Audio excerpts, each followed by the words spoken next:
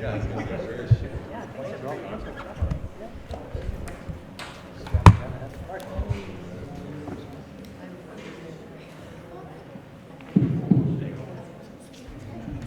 Okay, can everybody hear me now? Okay, great. So we'll call for the meeting of February 24th, 2025. We're going to do a roll call since we have some members who are remote today. Okay, can you guys hear me on the screen? Okay. Roll call. Emily Dwyer. Here. Beth Greenhagen. Here. Mike Haas. Here. Julie King. Here. Chris Marcus.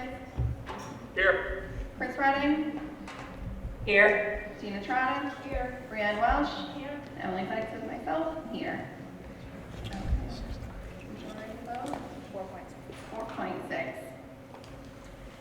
Okay, all right, consent agenda. Do the motion. So moved. Second, great.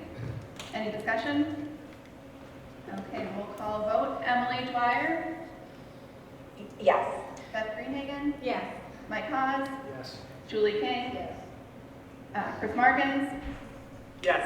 Chris Redding, Yes. Gina Trotta, Yes. Brianne Welsh, Yes. and myself, yes. Okay, moving along to subcommittee updates, finance and business. Nothing specific for us. Okay, teaching, learning, and accountability. No updates. Okay, policy. We have a meeting on Thursday at 9 o'clock. We're going to be discussing Project Safeguard, some new DESI guidelines that we have to incorporate, and AI. Great. And community liaison communication. No updates, great, thank you. Okay, and no public comment this evening. Okay, so moving right along to superintendent's news and student representative news. Thank you, Madam Chair. I'll pass the mic over to my colleague, Mr. Falzani. Thank you very much. All right. I have a pretty quick summary today. We've had a shocking 8 school days since our last meeting. Nonetheless, Kentucky makes it count. Starting off with the athletics department, the regular season of the winter sports season has ended, and most teams are now in preparation for playoffs. Boys basketball finished 5-15, unfortunately missing playoffs, and their season has concluded. I talked with a couple players, and regardless of their record, they had a very good season, and I know all the kids had fun, so good to see that from a program that doesn't do too well. Girls basketball finished 16-5, doing very well, and they have a home playoff game on the 28th, and their opponent is to be determined. Hockey finished 7-12-1. They made playoffs, and they play at Lunenburg on the 26th. Hopefully we can get a fan bus out there for some kids to go support them. Indoor track has had a couple national qualifiers, and they will compete on March 22nd, and those qualifiers also played at states this past week, so very good from the indoor track department as well.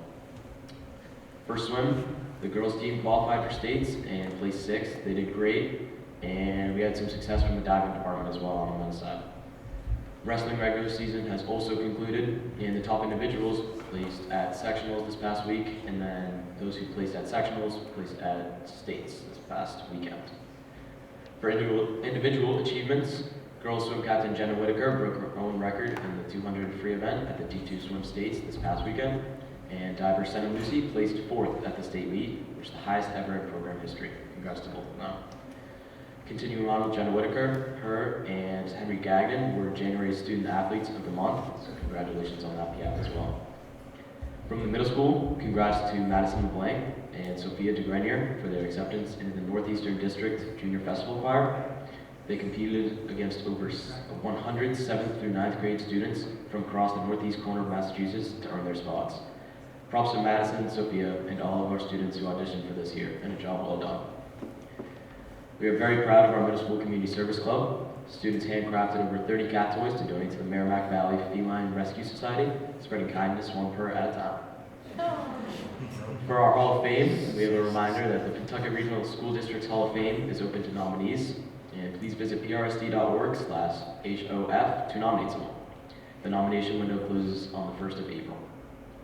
And some more exciting news, we have a book signing this Sunday from 2 to 5.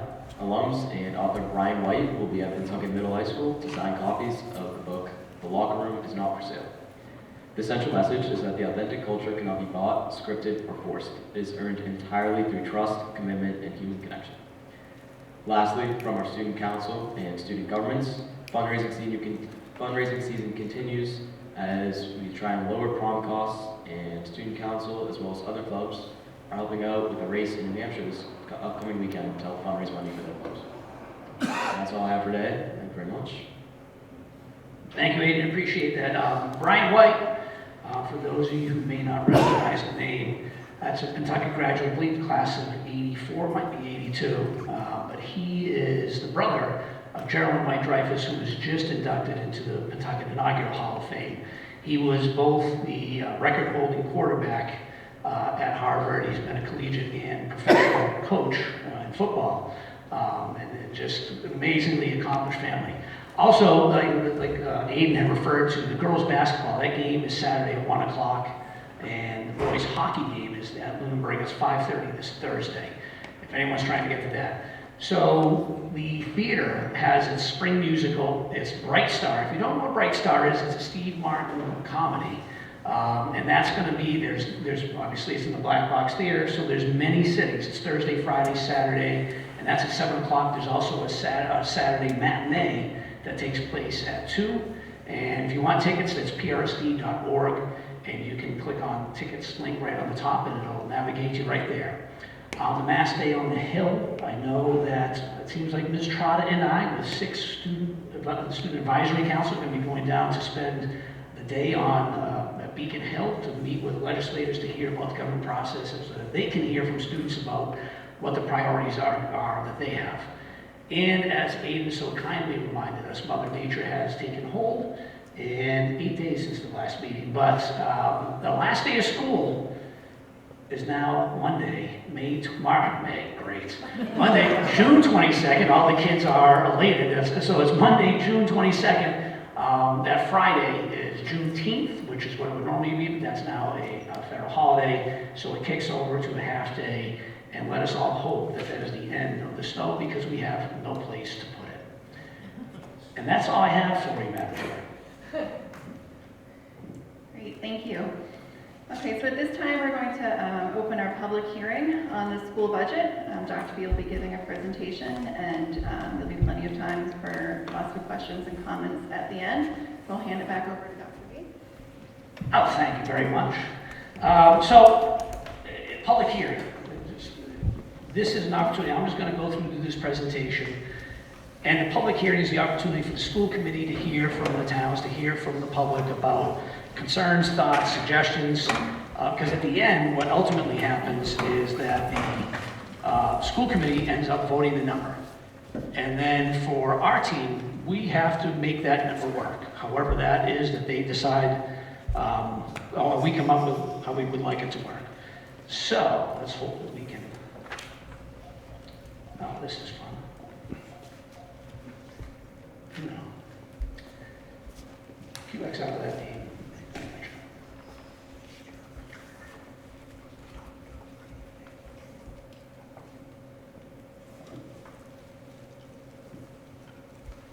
There we go. So the whole cycle for our budget, October through December, we start meeting with building administrators and senior administrators. We hold monthly meetings. They come and they are specifically directed to come up with a list. What are your wants? What are the things you want to have? What are your needs? What do you have to have? And then what are your cuts? And it's predictable, right? We know that the cuts are going to come in. There's barely any cuts because everybody needs everything. And there's a whole bunch of needs and a ton of wants.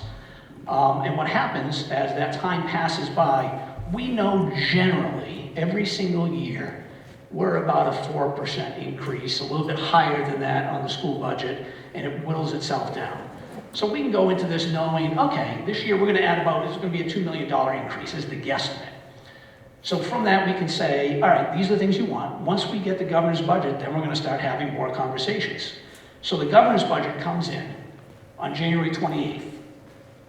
The cherry sheets come out the next day. The official cherry sheets come out, and that has what you owe, what you're going to have to pay, what you're going to receive, And then on February 3rd, the business office starts putting all that information in spreadsheets and starts putting the budget books together, which is what goes online, is what goes to the school committee on February 3rd. That's a level services budget so that we know what the baseline is. We don't love the timeline. People don't like the timeline. It's a very cramped timeline, but it's what the state has us working with. So, the assessments. The regional agreement says if we can't find an alternative way to assess, that we use a two-step process. So there you can read the first step and the second step, but it's, hey, here's what the state says, the minimum spending you have to do for your town, and then here's the percentage of students you have, and those two things are determining what your town has to pay. The second option, we can come up with anything. If all three towns can agree, we can come up with any way of funding it that we want. The goal has always been, can we get to a per pupil expenditure? Because then you're not riding the wave. You don't have the high ebbs and flows of what happens from year to year with the state formula, what they come up with for percentage increases. So the biggest things this year that we were expecting, Essex Regional Retirement and insurance. For us, Essex Regional Retirement, that only went up 3%. We don't add people, we had to cut people, and so, you know, that stayed relatively flat. The insurance, 15% is what we're projecting for an increase on active employees and 12% increase for retirees. So that comes up to be about just over $900,000. That kind of money seems very big, and it is. That 15 and 12%, we belong to GIC. That 15 and 12%, people wish they could have that in other school districts right now. Those numbers are up into the mid-20s, is what they're staring down. So we don't know officially what this number is. So this is a big question mark. So just to make it clear, we were expecting that number to come out last Thursday. It did. It got kicked to potentially, last Wednesday, it was supposed to be, it got kicked to this Thursday, potentially. You may have heard the governor's there was a memo that went around. They were looking to increase the cost, that the consumer would end up paying more for co-pays, for visits and things like that. And the governor has sent the thing saying they don't want that for the GIC, so we don't know what that's going to do to that 15 and 12. But the insurance is, and I believe it's for everybody, the biggest driver that we don't control. So from the cherry sheets, this is just a reality of where we are. We've talked about the health harmless in November. You were kind enough to be patient with me as I gave that testimony to the state or to DESE on why Chapter 70 is flawed. We're held harmless, again. We'll get into that a little bit deeper in just a couple of minutes, the gap. So $75 a student, that's good, because it's normally $30 a student. $30 a student, that's us about $69,000. So for $75 a student, we get $172,000, which is better than the 30. But obviously, if that's the only increase we're getting from the state, and insurance is going up over $900,000, you're operating at a deficit. And in regional transportation, so it's only being funded at 87%, and that's a loss for us of about $116,000 and change. A couple things on this, right? So, Chapter 70 and the regional transportation, those aren't settled. Those are numbers we're just pulling right now from the governor's budget.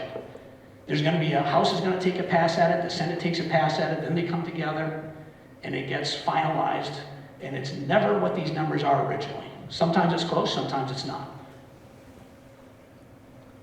So the town assessments, I talked about the ebb and the flow, the rise and the fall.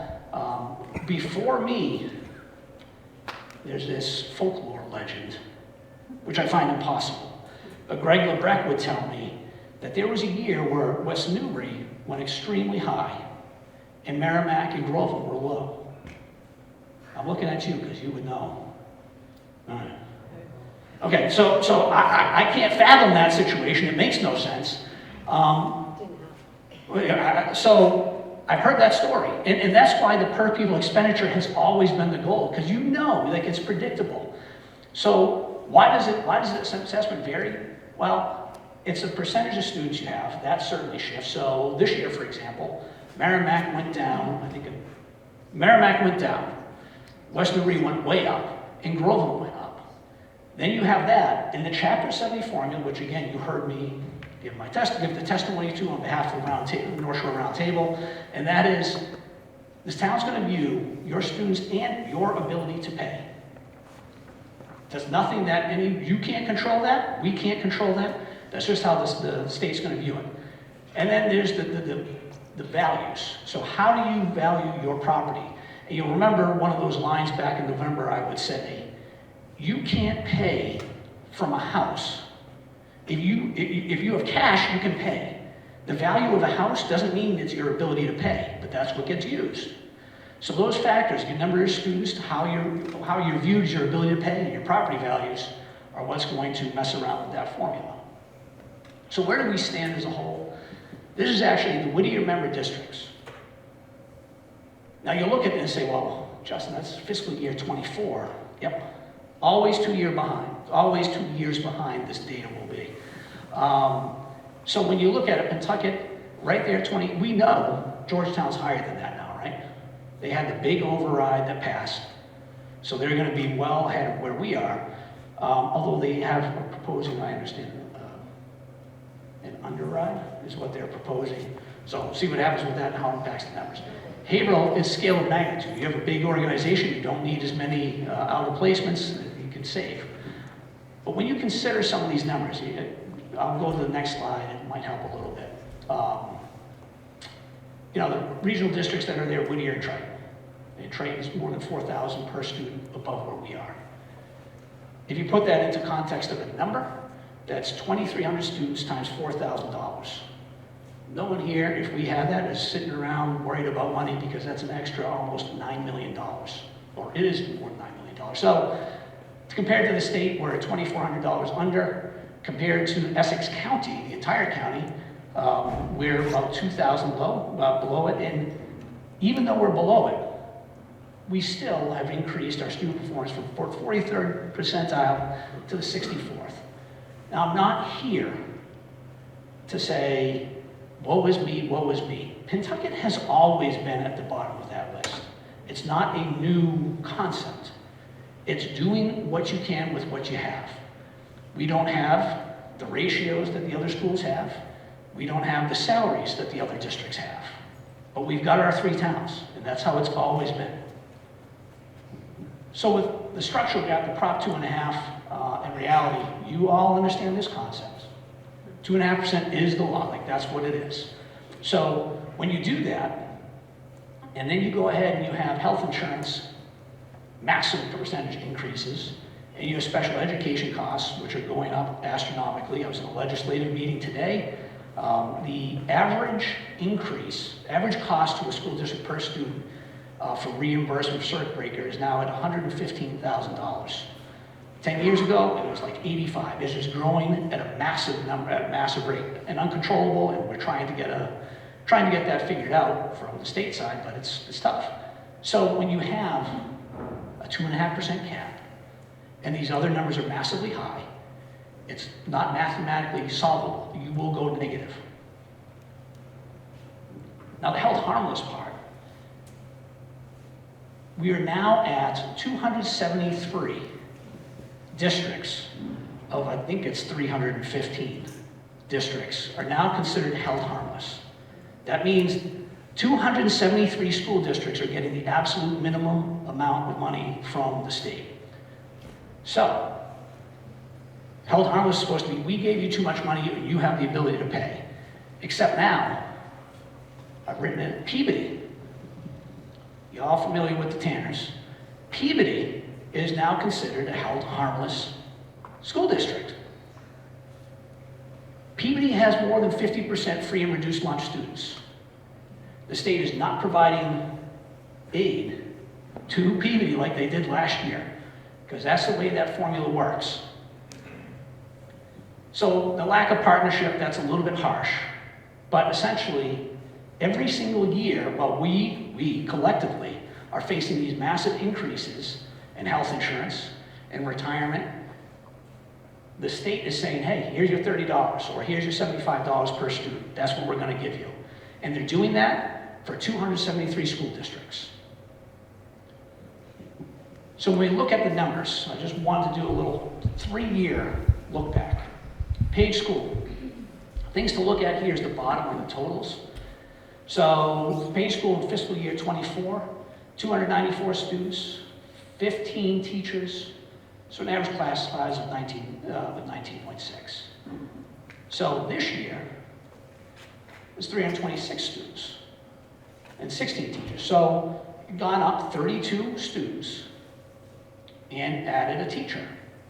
That is an appropriate add. You're up 32, I mean, it should be a little bit more than one, but it's one. That's an appropriate add. But you can see on the far right, when we do these color codings, and back in fiscal year 24, I didn't do a heat intensity map like it is in fiscal year 26, but you can see Page was doing okay. Like they were meeting target size, that's the goal. And now there's a lot more red. Just this.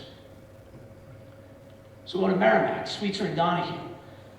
Just quick math, that's 341 students between the Sweetser and Donahue. It's 21 teachers.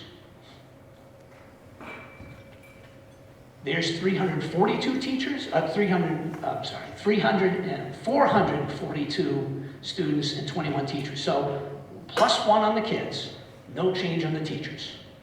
That's good. It's the way it should be. And you look at the red, shift to red here, big red back then at the early elementary. So that's kind of subsided a little bit, which is good.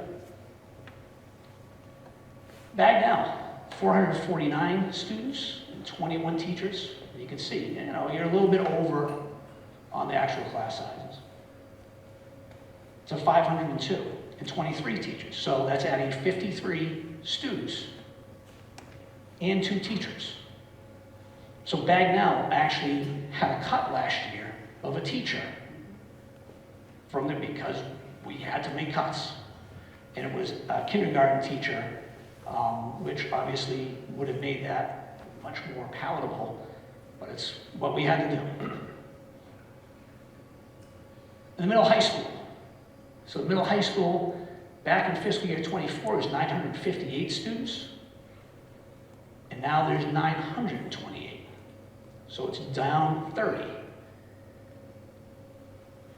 The middle high school has 43 teachers, 41 teachers, and 63 if you include all of the electives, like the foreign languages, health, wellness, and all the others.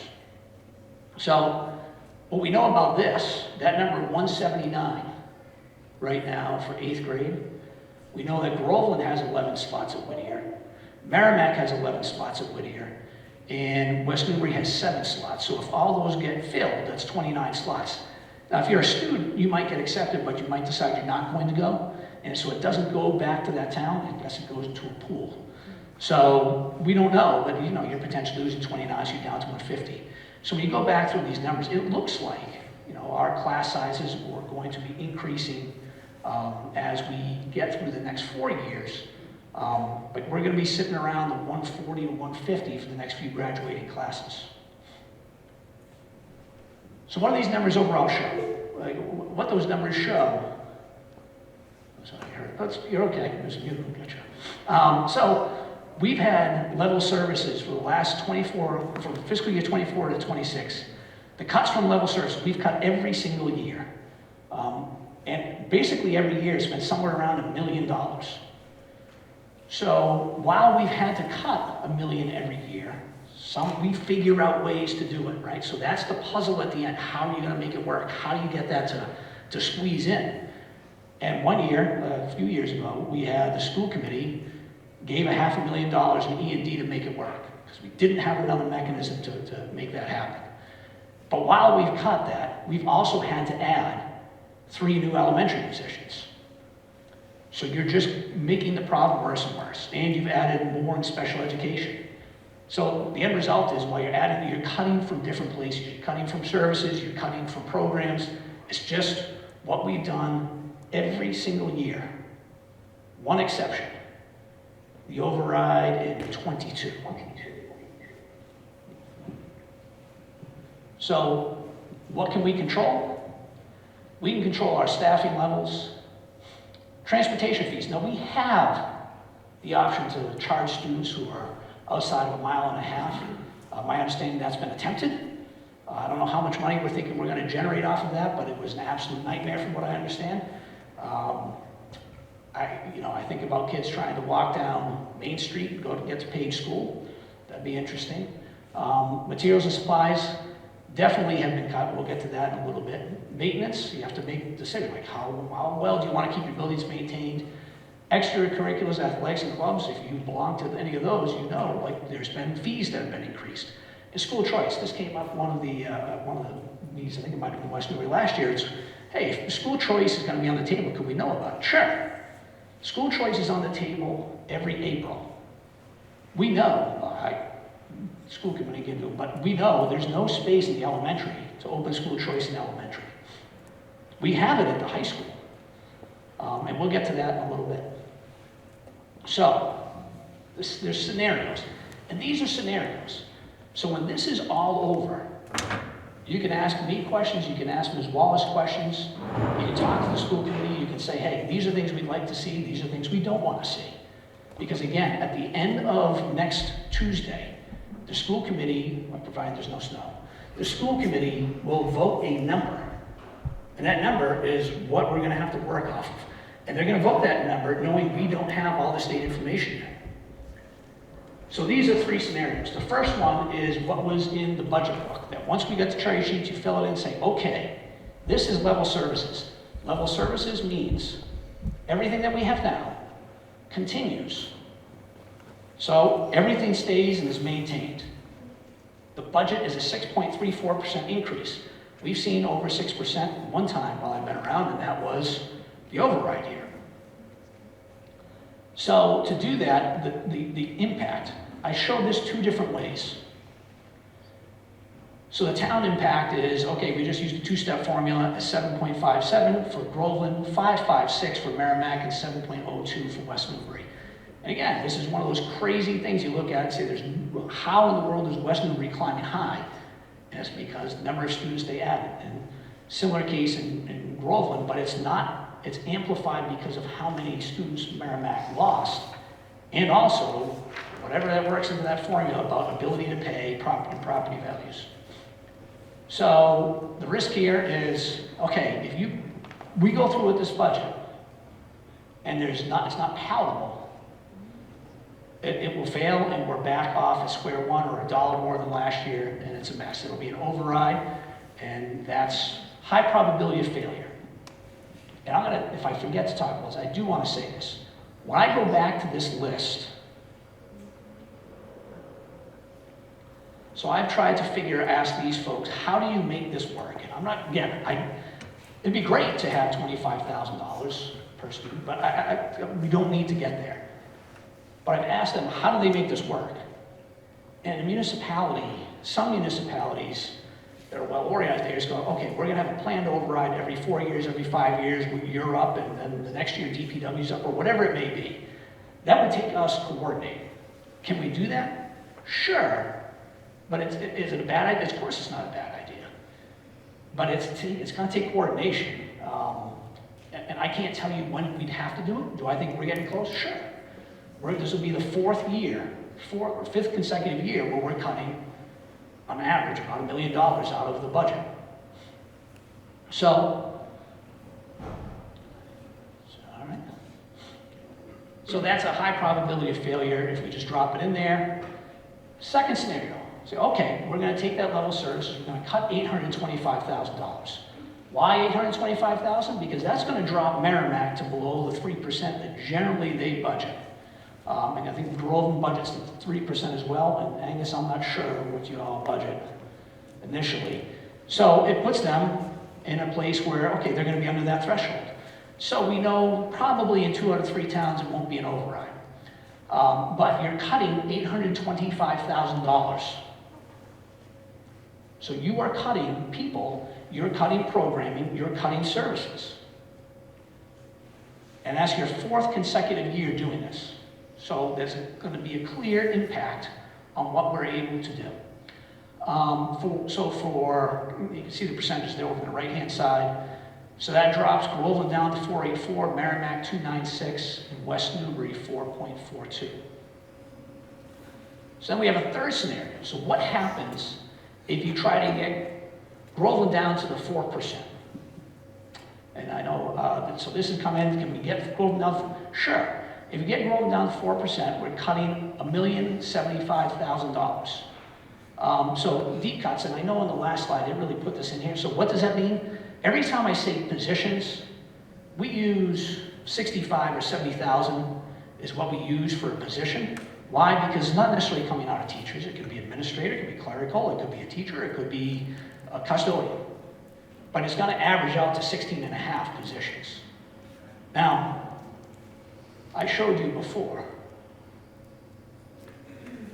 This is what happens when you remove one kindergarten teacher. There's one. 16 and a half would be the equivalency. And is it going to come out on all personnel? No. And we'll talk about other ways we've skinned the cat. No offense, Aiden, I know you made that wonderful thing earlier on about the student, about the fundraiser.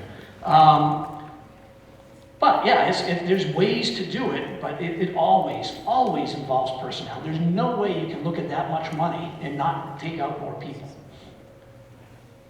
So just, if you look again here is 4.02 on the two-step, 2.17 for Merrimack, and 364 for West Newbury. Curiously, like there you have the per pupil well down, well within the percentages, except for again, Groveland staying as high with that 6.3. So what gets cut and what gets reduced in these scenarios? So in scenario one, so again, that beginning slide kind of says it, like, this isn't saying it's a teaching position, it's from all positions. Scenario one, there's nothing, it's level services, things stay as they are. Little side note on that, that's not actually true. Even if we passed a level services, if you remember early on, we talked about the budget process. So the principals in the central office of admin said, hey, these are the things we have to have. Okay, so if there's things that we have to have, and we're level services, we don't have them yet. So we are going to add those, that means we're going to take something out. And some things are things you wouldn't think of, like we have to do asbestos testing and asbestos something else in several different areas to meet regular standards. That has to happen. So level services should be okay, like there's none. Scenario 2, 12 positions. Scenario 3, 16 and a half positions. So what does that mean? Well, we've tossed this around. We've had a ton of conversations. So in addition to the positions, you're also looking at band. So in grades 4 to 6, you go and say, hey, we know band's important. We're going to keep it going, but we're going to pay to play. So you're going to pay to play. We're going to do this after school. We're going to charge you like we have a sport. So if you ask me, what does that do to a program? I will answer you truthfully, it will kill the program. Because now, in this world, we know children after school have 20,000 things that they're doing. So if you're going to add one more thing, the number of kids who are going to participate is going to decrease. Theater. So I just talked about, there's going to be a spring musical. Do you go ahead and charge those kids? All right, we're going to charge you $350 in order to participate. Sure, like if 100 kids do that between the two, the fall and the spring, and the middle school and the high school, you've got $35,000 there. So we're going to hear the same thing from parents about athletics. Well, my kid's playing JV, or my kid's freshman. My kid's doing the stage crew. They're not even performing. They're working. You're still going to charge them? Yeah. Is it going to be worth it? Probably not. But those are the things you have to look at. The curriculum, and you all wouldn't know this, but this is another area. In the last 2 years, we've cut about $100,000 out of curriculum. And this upcoming year, this would mean probably looking at another $100,000. What does that leave us with? I believe Dr. Conley had to leave, but he had said, if you go to some of the history books that we have and are using, they're 40 years old, we'd like to get those replaced. The Soviet Union and those books still exist, which is fine, unless you're teaching social studies, in which case it's not fine. Do the teachers teach the Soviet Union? Of course they don't. Like, we know we supplement, we know better than that. But some of the curriculum pieces have to be renewed, or you're back on the track before we got here, where things are just falling down curricular-wise, and you're not getting the teachers the things they need in order to support their students. So, either way, the final thing we look at Once the budget comes in, all the numbers come in, we have deadlines. We have to notify teachers within our best ability by May 15th whether or not they're going to be coming back or not coming back. So hopefully the state's taking action, hopefully the insurance number, all those numbers come in and we have an idea of where things are at. Or we've come up with some way to save. But we look at it and say, okay, student impact. And when people hear student impact, it's not always the direct student impact. There's secondary, tertiary impact that you've got to have. So these are the unknowns that we deal with. What happens if the state pays more? Okay, well, the state pays more. We don't have to cut as much stuff. But we don't know that until June or July sometimes. And you all know this. And also, I apologize. This is a broken record conversation, right? I think I do the same thing every single year. So I apologize, but this is what it is. So the North Shore Roundtable, I've got a slide at the end here. I'll show you. We have that luncheon this Friday at Whittier. We'll talk about that in a little bit. But their push, the Mass Legislative meeting I was in today, there's a push by Mass Legislative to make sure we get to $150. Do I think that 150 is going to happen? Probably. But when the school committee makes a decision next Tuesday, they are going to look at me and say, how strong is your probability? What does your probably mean? And it's a guess. It's a guess. So are they going to increase regional transportation? This is one of those games that seems like it's get played every single year on regional transportation. They start off low, then they come back, they'll give more. But we don't know what that's going to be. Will the school committee offer school choice again? So last year, if you wanted to know how this played out, I'll tell you how this played out. Last year, we opened the window for the month of May for anyone who was interested in school choice. What happened was, it was April or May? Did we open in April? April, sorry. In April. What happened was we had 48 students who were interested. We, on our slide last year, or my slide when they were picking the number, said 20 students per grade. Right? That would be $400,000. That's 80 students. Well, we got 48, so more than halfway there, except the Georgetown override passed. So we went from 48 to the low 20s, and we ended up having this year 18 students. So it's $5,000 a student, but then some students come with more money. This year, we ended up with $101,000 for those 18 students. Now, are we guaranteed to get 18 students every single year? Of course not. Don't know what the number is going to be. And people have different opinions about whether or not they should do that. If you have an opinion about that, you should tell the school committee that this evening. Last year, our goal was 1.4 million. So there's two things I listed here. There's actually three things that happened. One, the bus contract, which didn't happen until that number was decided upon, was by far the biggest impact on our budget last year. We were hearing rates of 26%, of 18% that these negotiations were going on with, but we heard from two places, Newburyport and Amesbury, who had competition, and we had competition. So we hoped that we were going to stay steady. The contract actually came in and saved us $600,000 last year. That is a huge save. That is number one. And then we had two students age out of the 24/7 365 care. So if you don't know what that is, those are students who sometimes have never even been in a school building, but the school district is responsible for paying for their care at a facility where they're there 24/7 365. So we had two students age out, and those cost anywhere from, depends, $350,000 to $550,000 each.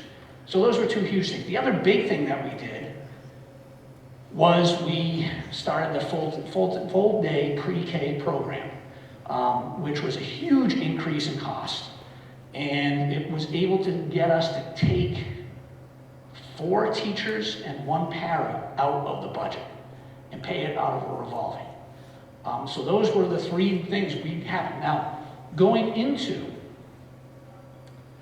that number meeting, so between the time this meeting took place and that meeting, that pre-K thing, we had talked about it, thought about it, but when we saw the number, you got to figure it out. So you're just trying to figure out how do you make things work. The programming that gets done, that Mr. Seymour oversees, yeah, that's money that's coming in. that has to go into revolving accounts because you all understand the concept that fields that get used by our towns, by our schools, that's going to be a multi-million-dollar fix 10 years from now. It'd be great if we didn't have to go to the towns to say, hey, we need this. Instead, we've got the revolving and we can replace the fields without going to try to do an override for just for those fields. So the state, when are they going to make their decision whether or not they're going to pass something or do a supplemental? Well, this past year, the supplemental budget came in June, and that was for fiscal year 25. So that just meant our business office through the month of July was working as hard as it could to back pay everything from the previous fiscal year using that supplemental budget. So the overall summary, just kind of tonight, this is your chance. It's a public hearing. So you can share your thoughts, ask questions with the school committee, because ultimately, next Tuesday, they're going to pick a number. And that number is going to be discussion tonight too. And that number is going to decide, okay, well, that's our point. That's where we're going from. So, yeah, I mean, things to think about. Do we say, yep, we should go with just level services and let it ride and see what happens in override? Just select option 2 or option 3. There's other options. Those aren't set in stone. There's variations. The other thing I'll say, you got to contact the state legislators. The NSSRT thing that I'll show you in a little bit, I shared with town administrators. I'm happy to share with anybody who wants it. That's the platform we're pushing. MASS is pushing a similar platform. So aren't like every other teacher organization, whether you're the AFT, the MTA, everyone's pushing it because it's just good common sense, because we live it, we see what's happening in our schools all the time. But understand this last point is so important. We have been talking about a change to the formula for many years. Here's the reality. Every year, the state says, this is how much you should be, your minimum local contribution.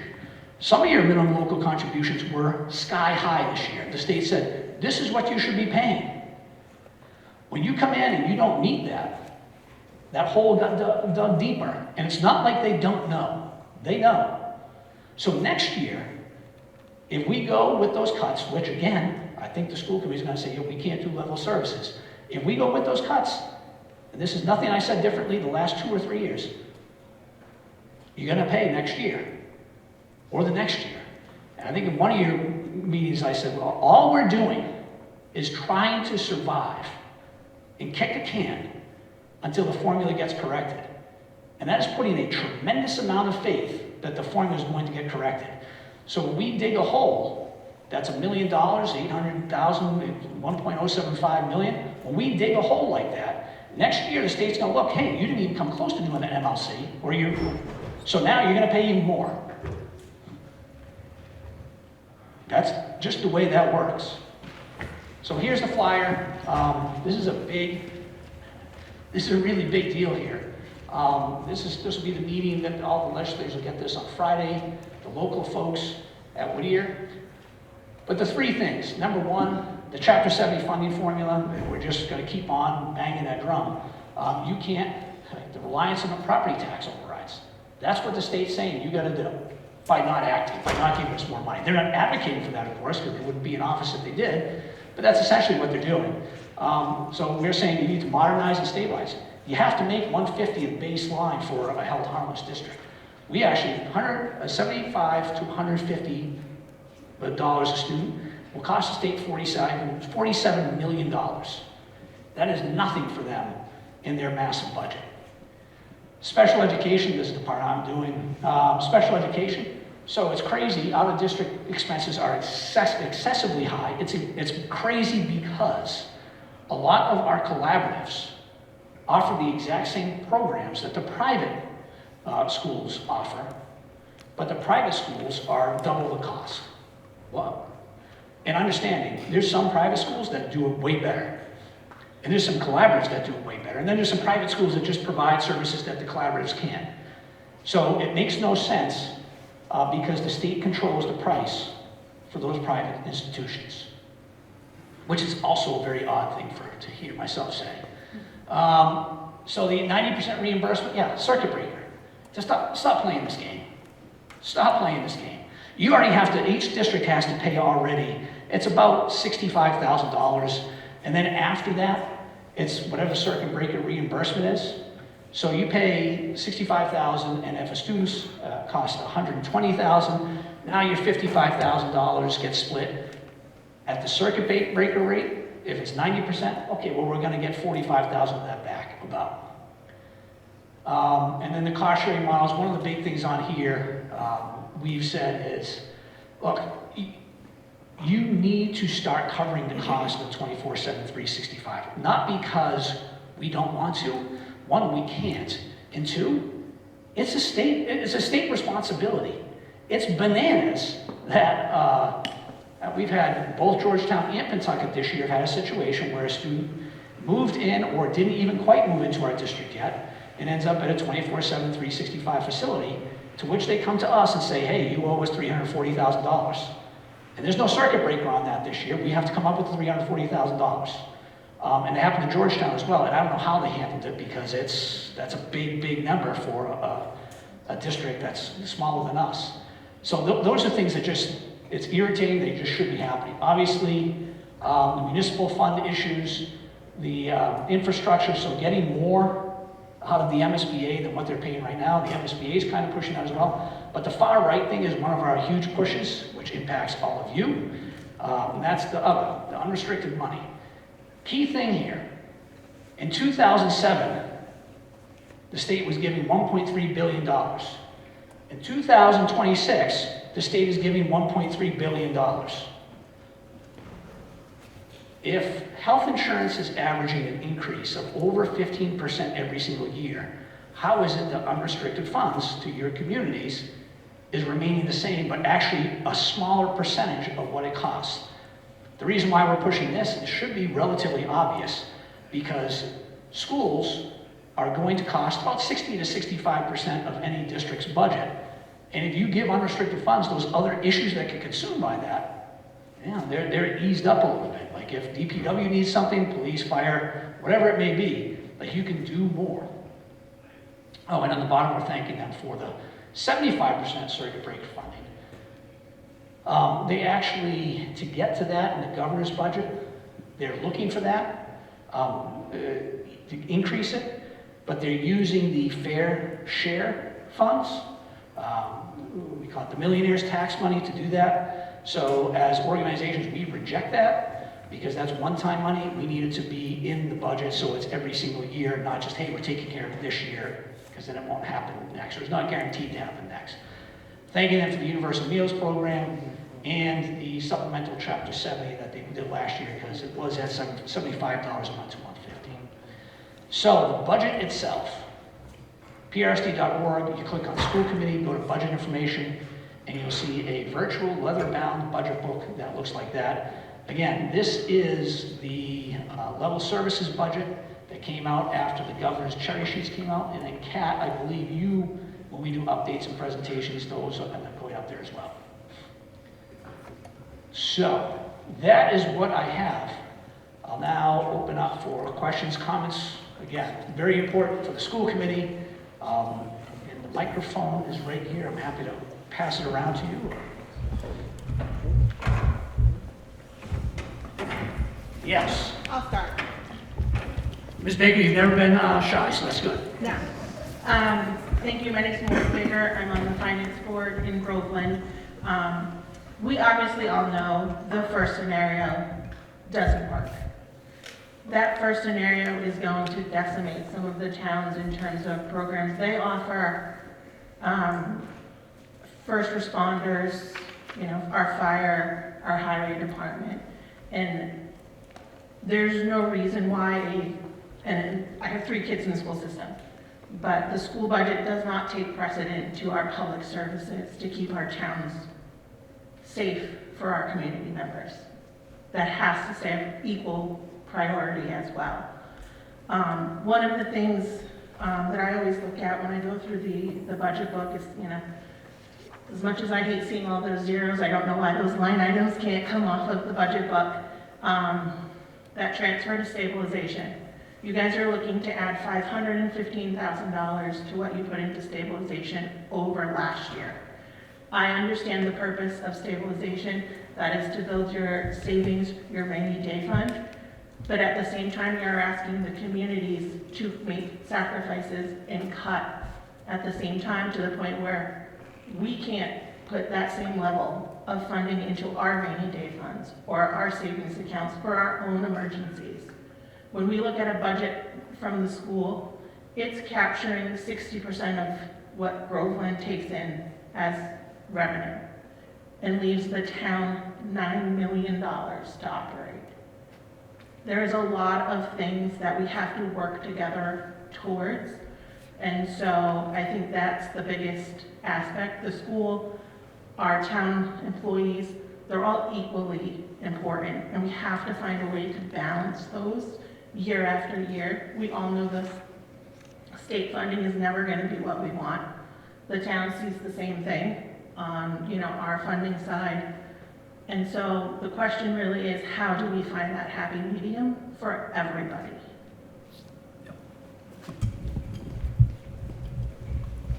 Great question, thank you. Because I think when I opened up about the overrides, I think that's one of those things. And we don't have a lot of forums to do that, right? To sit down and have those conversations. And this is one of those opportunities.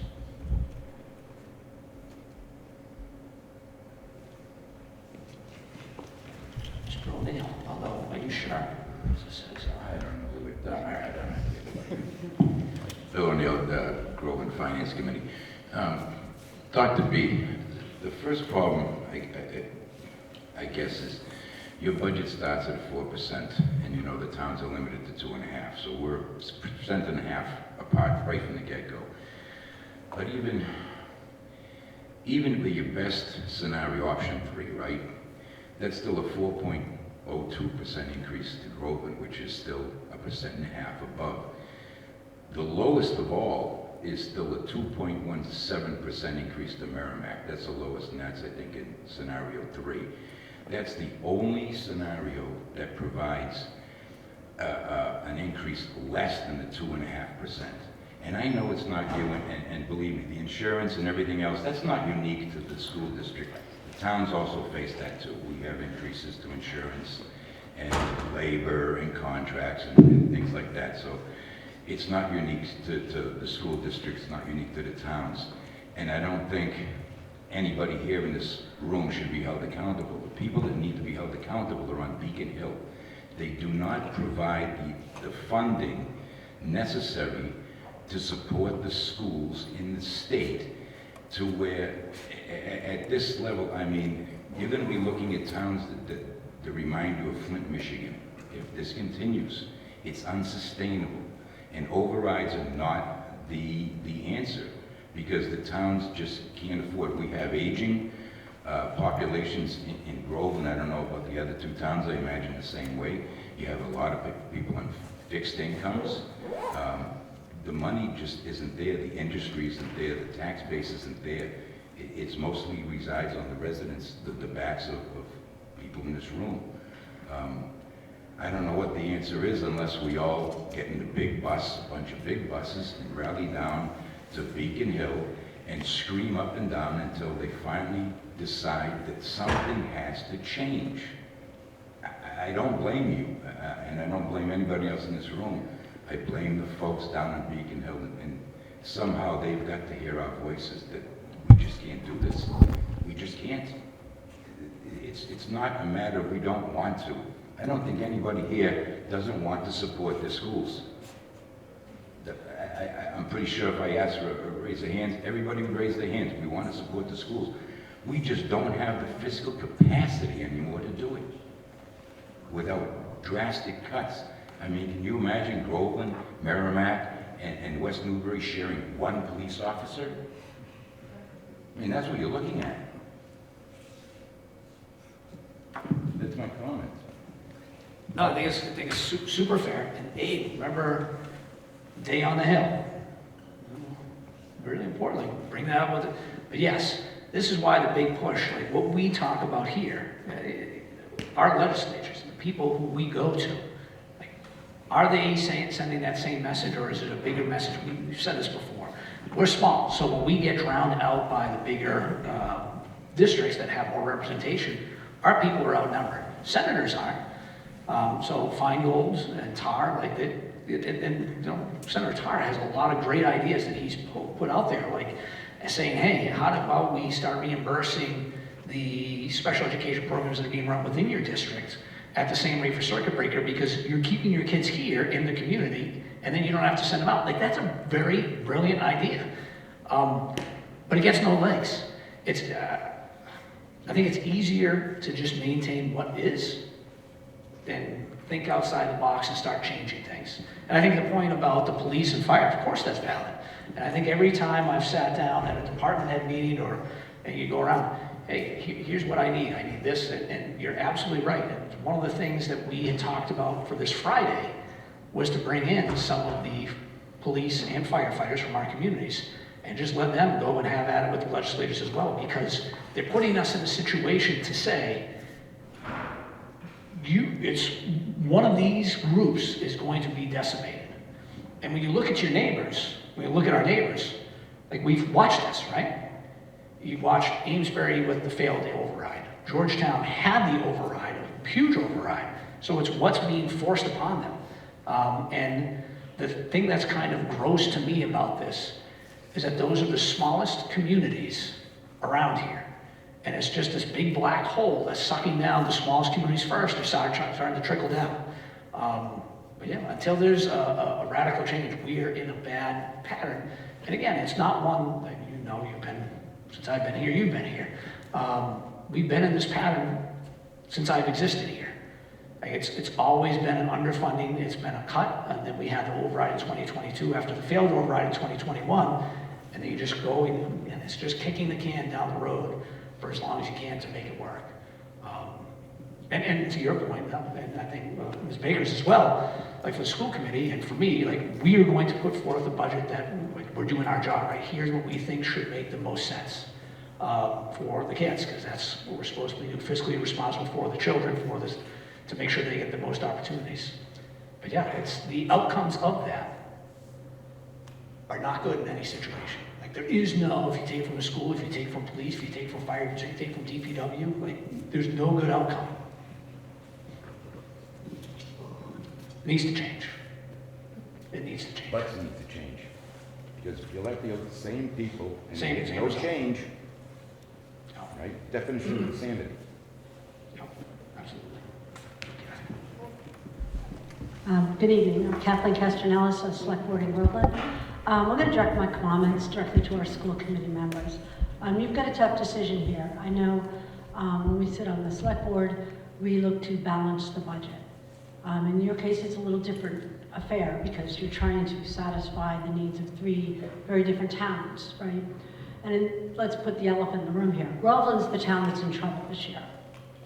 We're in big trouble, and I'm not quite sure why, because I'm still looking at the enrollment data. I'm still wondering, how are we at 40% and Merrimack's at 35%? That seems a little unusual spread, different from the minimum contribution percentages spread that we're dealing with. So I'm still looking into that. I'm a researcher.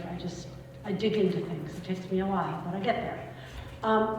But to the school committee members, if you could please consider some sort of reduction to the, what do you call, level services budget in order to help Groveland part way while we continue to study the situation that we apparently seem to be in. Because at 40%, if we are going to be at 40% of the budget, we really have to prepare for that. I did ask for the enrollment data in the fall, but I didn't get it in a format that allowed me to see this. So this is sort of a blind side, boom, to us. So if we look a little bit out of sorts, it's because we've never been this far apart percentage-wise from Merrimack that I can recall. And I don't ever recall West Newbury having to pay 40%. So we are looking at the lion's share of this budget. We want to do what's right for the students. Myself, my personal opinion, don't touch the band, don't touch the theater. That's just ridiculous. I mean, that's pennies. I paid bus fees. I hated them. They cost me a lot. I would hate for you to have to go back to that. But we all paid them. We all paid them at some point. I don't know what your options are, but to try to take funding from things that have the least contact with students would be where I would be if I was in your shoes. I wouldn't look at the frontline people that are actually taking care of those students in the buildings. Try to look beyond that. Try to be creative. In Groveland, we've been getting very creative, and some ideas are liked and some are not. The trash idea, we did save money, which is helpful to this year for us, okay? But we worked really hard for 2 years to get to that point. We didn't just say, oh, well, let's just get another contract. We know we have to save money. We know the state's not going to continue to give us a lot of aid. So we're trying to prepare. We're trying to pay our fair share in Pentucket, but it'd be helpful to know more in advance if our percentage share is going up that much. So this is kind of a shock to us as a town, percentage-wise. And I think that's something the school committee should definitely look at, because it matters. 1% shift is like, what, $200,000 or $300,000 on our assessment, I think. Something like that.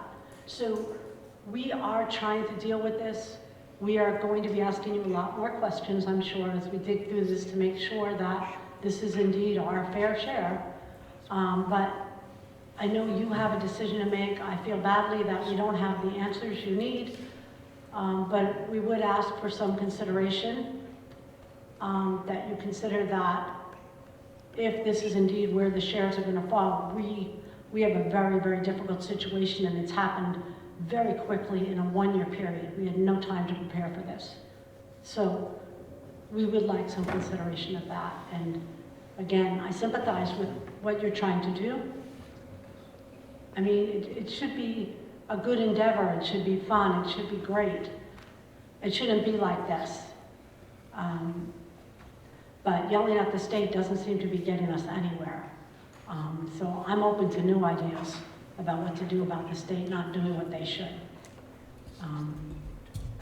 And that's all I have to say. Thank you. Okay. So I'll say, and Suzanne, I'm gonna look at you, but I think your numbers, yeah, I know October, but if it wasn't a format, it wouldn't have changed, I don't think, the outcome. But we were, I think, just as surprised with the percentage, because it's not just the student change. I think that's a part of it. It's also the perceived wealth. It's that formula that hammers. And Kathy's 100% right. Hammered Groveland this year. Hammered. And I don't think we would have been able to predict that. But that's, again, if we're able to get the per pupil expenditure, it's great. But if you look at the numbers, you try that this year, yeah, it's even worse for Groveland. Yeah, oh, look at this. All right, good, yeah. This will reach. All right, you're good. Hi, Robin Gleason. I'm a resident of Groveland and also a teacher at Bagnell. I just wanted to advocate for the schools. I'll be honest with you, I'm a reading teacher, not a math person, so a lot of that kind of went over my head. I do have a couple of questions. One, we house 5 of the different district programs, like upper and lower and upper and lower. I don't know if that would be a helpful thing for Groveland, because I know that those programs kind of pull on the support staff that we have in the elementary classrooms. They have to cover if anything happens in those programs. We lose staff within the regular ed classrooms. And also, I did want to mention, I tutor in other schools, and I tutor in Topsfield and Georgetown. And we by far have the strongest reading program. I mean, the amount of support that our students get, we should be very proud of ourselves. Like, we really should. I mean, Topsfield lost 3 people to Landmark. Just the 3 kids I tutored, Topsfield would not, I shouldn't say the town, but anyway, we just provide a lot of support within our schools, and we should be very proud. And I really hope that we don't have to cut any of that, or, I don't know. So, thank you. And thanks, Mrs. Gleason. I'll just mention one thing on that part about the reading. I appreciate that about the reading. I know between the work Ms. Gleason does and the teachers do in the classroom, along with the way we sit down and start having those conversations about data and identifying the kids and come up with individual strategic approaches on how we can best reach them. One of the things that's more remarkable that you would not know, when we look at comparatively the districts that are around us, one of our neighboring districts has 118 paras. They're exact same size as us. We have 69. They have far more teachers than we have to do those pieces. Far more. Like, we have a handful. That's it. So the work that they're doing is a big part of what Pentucket always has been historically. And I'm talking about since the class of '59 is historically, it's just what the towns, whether you were the Friends of the Groveland Schools or you were in West Newbury, like, this is just what our towns have done. They come together, they work closely, they understand the kids, they know the kids because we're small enough to do it, and we execute really well. So again, when we look at the PPE, based on what anyone said, we're not trying to get up with those other folks to that PPE. If we had that money, sure, that'd be great. If we had that money, we wouldn't be saying we don't need all the other stuff, but we're not. We're at the bottom of the pile, so it's like everybody else. We're just trying to get by. Ms. Gleason, thank you for sharing that. And excellent work as always. Excellent.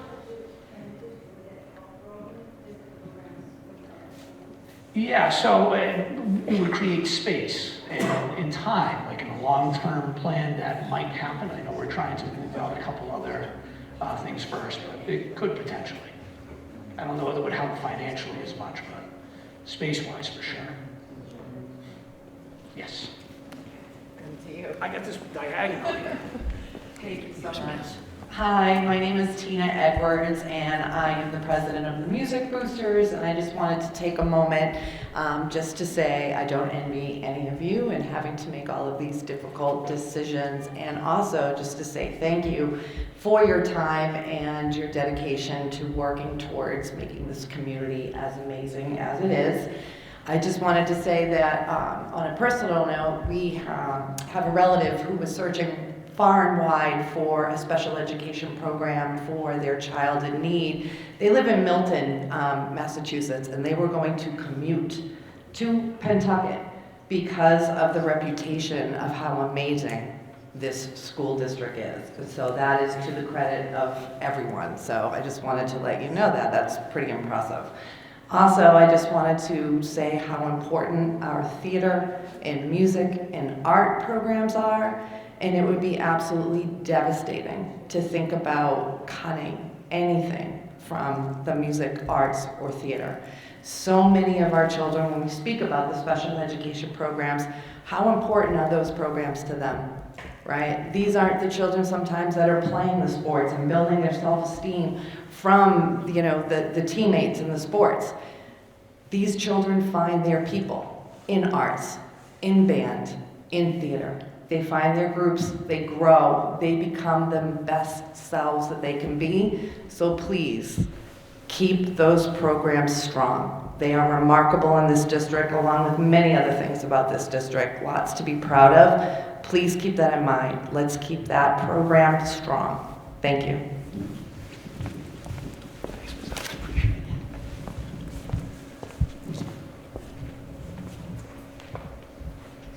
Anybody else? School committee members want to say anything? Oh, one second, let's go. I'll get to you next. Ms. Greenhagen, you're on deck. Hi, my name is Keith Sherman. I'm one of the presidents of the Pentucket Association of Teachers. Jen Tierney is my counterpart. There's a couple of teachers in Paris here. Last year, both the teachers and the paras, along with the other negotiating groups in the district, made an effort to really build sustainable contracts that wouldn't result in cuts.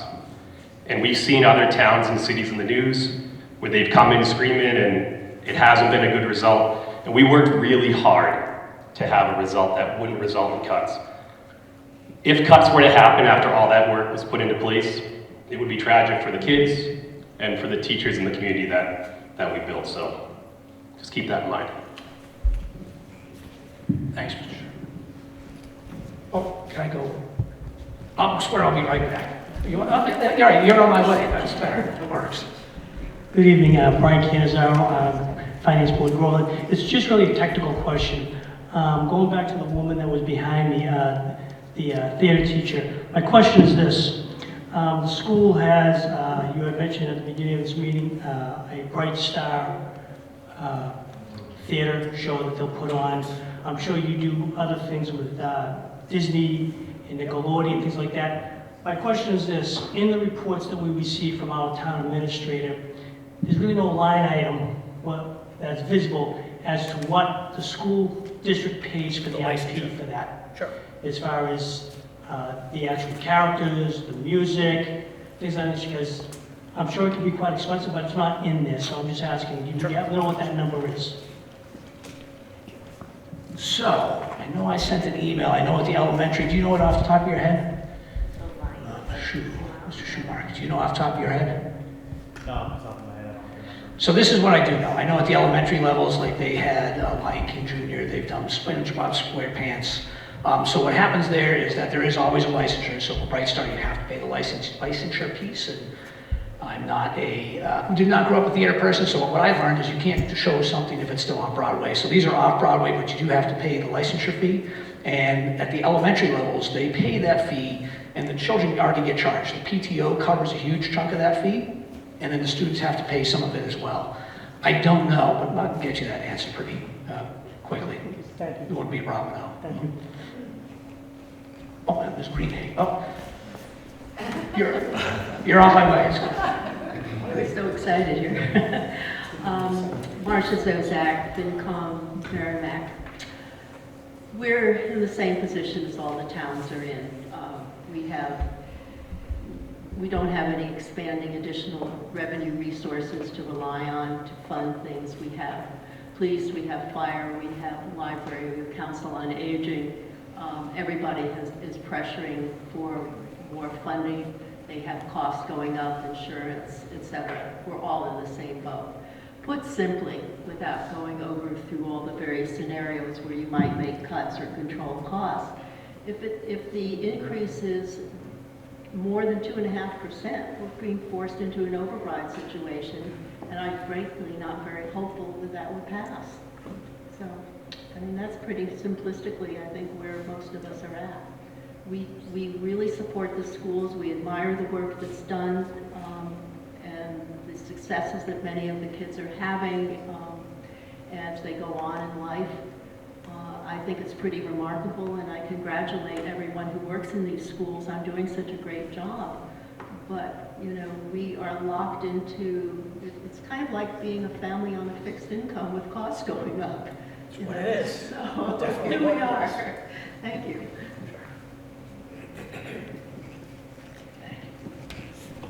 All right, Ms. Greenhagen, we got you. Hi, Beth Greenhagen, school committee. I've also been in special education for 27 years. So this is just a comment. So you saw in one of the slides that special ed teachers were added.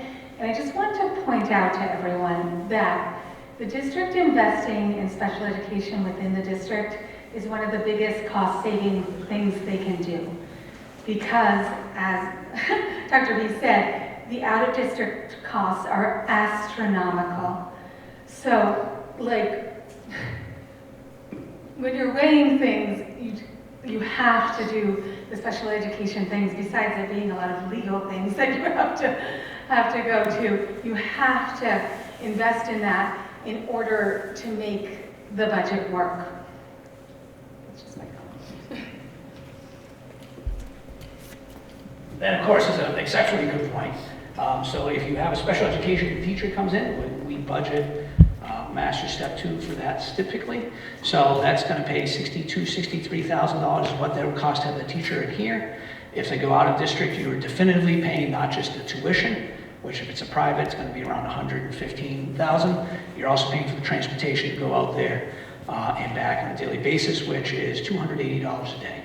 So it's a magnified thing. It's a great point. Oh, theater, Ms. Earhart, see, I can, okay. And we pay ticket sales, so when we charge people to get into the plays, that's when our account, it doesn't show up as a line item because it's in a revolving account, and that's where the money comes from. Do you have an idea of how much it is? It depends on the play, like, I know the Steve Martin one, there's copyrights, obviously, I want to say, there's a range. So we did Lane and the Rob, and that was a much bigger production than this one, so I think there's a range between $8,000 and $15,000. The Magnet was $8,000. Bagnell was 8,000, I remember. Thank you. Thank you for that information. Look at that, same meeting. I do have another. Yeah, absolutely. Well, it's actually a comment. I'd just like to make a comment. My colleague had mentioned about the tax revenue that we bring into our town. I'm sure if our communities besides ours is aware of it, we are putting a water treatment plant into our town. And that is quite a very large hit to the ratepayers, to the town. I think based on the math, it's probably maybe 30% of the residents of the town are ratepayers into that enterprise fund.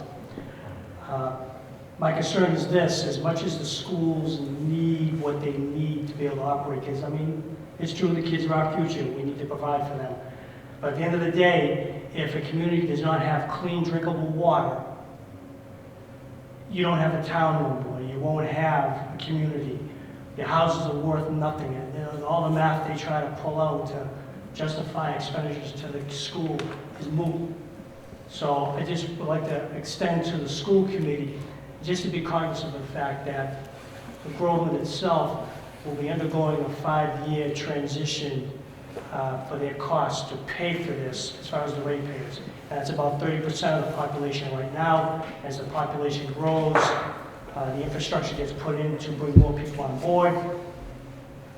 I just want to make you aware of it, that's all, because if it comes push to shove, you can pretty much see where people may put their hat at the end of the day. So thank you for your time. Thank you, sir. Yeah, thank you. And you all have water things going on, sewer, okay, as well. So similar situations. So in addition to this mess, here's some more stuff we're going to pile on just to keep communities going, right? It's the things you have to do. Anyone else have any? All right, school committee members, anybody? Okay, well, oh yes, go ahead. Ms. Walsh. Hi, Brianna Walsh, school committee member from Merrimack. This side of the table knows me very well. Those of you over there probably not so much. My day job is that I'm the executive director for the Merrimack Council on Aging. So as a town member, as a municipal employee, as those who serve both sides of the population, both the older adults that are aging in place with extremely fixed incomes, families, and then here on the school committee side, I want you to be aware we are extremely cognizant of the current struggles on all sides of the board. So it's a really tough set of decisions for us this year, but we want you to know that we hear you and we are aware of what's going on.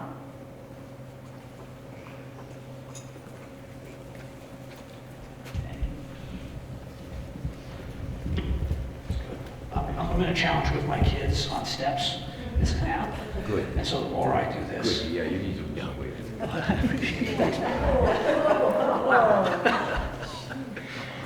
So I just want to get some clarification now. The minimum requirements, right? So the state requires each community to contribute a minimum amount, right? And what you're saying now is if we level fund this year, we are under the minimum requirement? No. We won't. In scenario 2 and 3, will we be under the minimum requirement? So, no, you're always above. You have to meet the minimum local contribution. If you do not, then there's a penalty the state imposes upon you. It only gives you a fraction of whatever funding they're going to, and then redirects it directly to a school district. I've never heard of that happening, but each year, the percentage that they say you should be going up by, I think all 3 of our towns are well beyond that, Suzanne? I'm sorry? All 3 of our towns are well beyond the minimum Yes. local contribution, Yes. but it still goes up every year. So it doesn't stay stagnant. They increase what it should be. So if you're the state and they look at this is the gap, so this is what you're paying, this is the minimum, when they increase it, they are expecting that you're going to increase similar. And if you don't, that's fine. Just next year, that percentage is going to be a higher percentage than it was the prior year. So they penalize you if you don't meet these minimum. So the conversations I've had with this are amazing, but yes. you're punished. You get, if you don't meet the minimum, you get, yes. It's, And and again, that would cost us more money. yeah, someone here might know. Can you use a mic that people can't hear? I can hear them talking. So someone on the FinCom might know this, maybe Suzanne.